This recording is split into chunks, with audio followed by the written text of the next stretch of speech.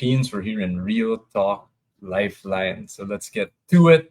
What's this quick live about? It's called React versus Respond. So I just came from my 30-hour pranayama teacher training and cold immersion therapy facilitation masterclass. This was just last Friday. So this was September 27, 28, 29, 30. It is Thursday, October 3 today.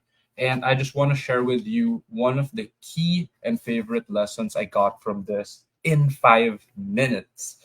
So, what is this? React versus respond. People watching the live or the replay, feel free to comment down below.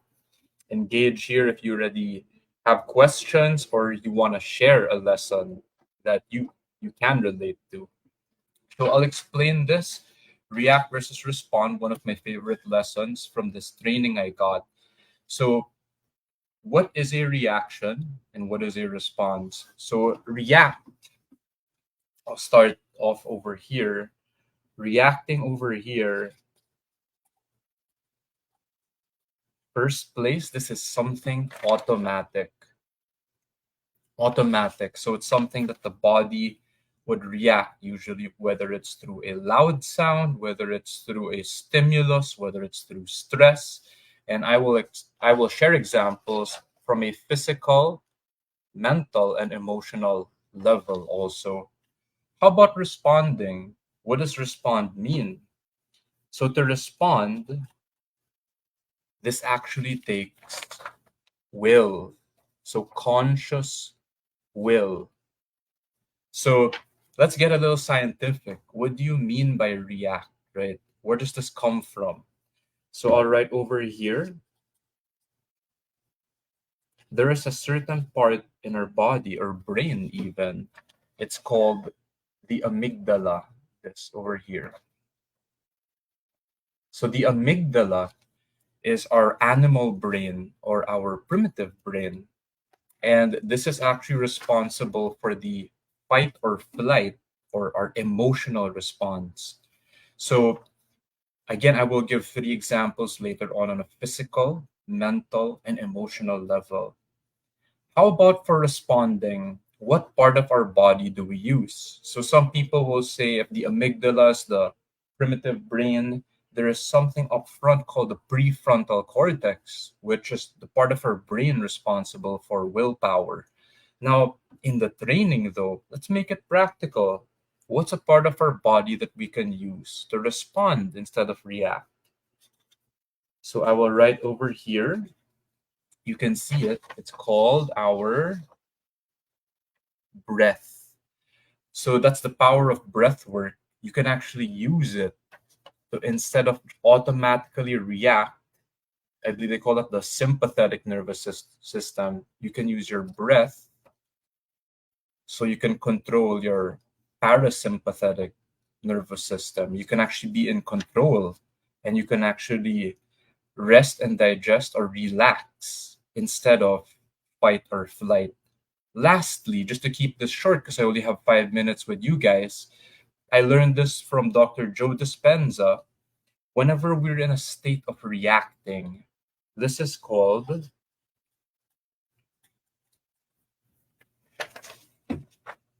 survival. Now, if you're in a state of responding, then what is that then? Reacting is survival, responding is, did you guess it? Creation. So Dr. Joe Dispenza calls that survival, so that's reaction, or creation, when we actually respond and create our world. Now we're almost at 5 minutes, so I promised you guys I'm going to end with an example of physical, mental, and emotional reaction versus response. So what's a physical example of react versus respond? So in the training, physical example would be the ice bath. Why? Once the moment you step inside that cold water, right, your body will go into a reaction, automatic. Amygdala, what is that? Shallow breathing. Body starts hyperventilating. you get into an anxious state, right? It's very obvious physically. Now, how about will, right? Or responding? What's an example of physically handling that? We use the breath. So we take a deep breath. Ah, there is a way to relax our breath and our nervous system. Now, since I'm running out of time over here, I'll give you a quick mental example of this. What's a mental example of reacting versus responding?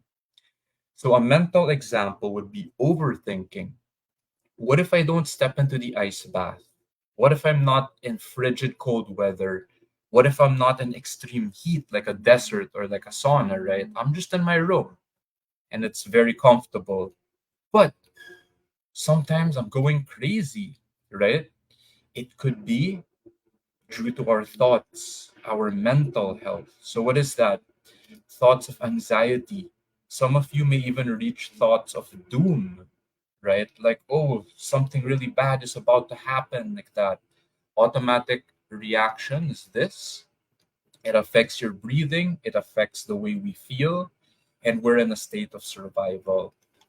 Responding on a mental level. So, this is something I teach also. A tip you can use is a reframe. So, our thoughts, any negative thoughts, a reframe is as simple as this: turning a negative thought into a positive thought. So, that's an example of a mental response versus reaction. Lastly, emotional. What is an emotional example of react versus respond? So, this is just my personal example. I will share with you an example of me failing. So, this was last night. This is the example of a nagging mother. So, for those of you can relate, hashtag relate down below. So, what is this? Have you ever experienced a person who is highly emotional, right? Frantic. It's like they're running around like a chicken with their head cut off, and they're highly emotional, right? And we start to get affected or infected by their emotions. So we could tend to snap, we can go hysterical, and get affected by the emotions. That is a reaction. And that happened to me last night. I'm sorry, right? We love our mothers. I make mistakes at times. What's an example of a response instead? Using our will, using our breath, letting it go, and being a creator of our life. Maybe somebody gives us road rage, right? Acting like an asshole on the road instead of getting infected by their emotion of anger, right? Out of control. And there's the science behind it, mirror neurons. We get affected, we tend to mirror emotions of other people, responding instead with our will, our breath, and saying, hey, I can choose a different way. I can choose forgiveness, I can choose love, and I can choose peace. That is an example of response versus react. So, if you guys are still curious on how to train, how to do this, uh, comment deep dive down below. I'm excited to be coming up with my first workshop on October 19th. So that's going to be on a Saturday, around 2 weeks from now. Emotional alchemy. If you want to test this lesson in real life, make it more fun, comment deep dive down below. I'd love to invite you to my first workshop and event. Thank you. I love you, and I will see you next time. Love you, brother.